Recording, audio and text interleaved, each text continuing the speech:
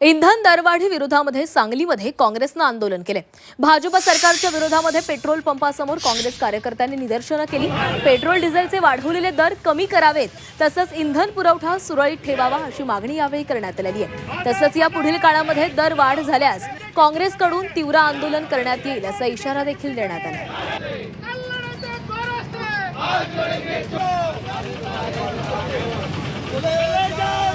सांगलीमध्ये इंधन दरवाढी विरोधामध्ये आंदोलन केलं गेलेलं आहे। काँग्रेस आक्रमक झालेली आहे। पेट्रोल पंपासमोर काँग्रेसनेही निदर्शनं केली आहेत। पेट्रोल डिझेलच्या वाढलेल्या किमती कमी कराव्यात अशी मागणी यावेळी काँग्रेसनं केली आहे।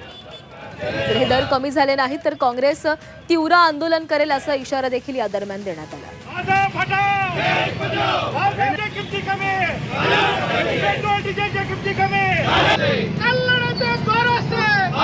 पेट्रोल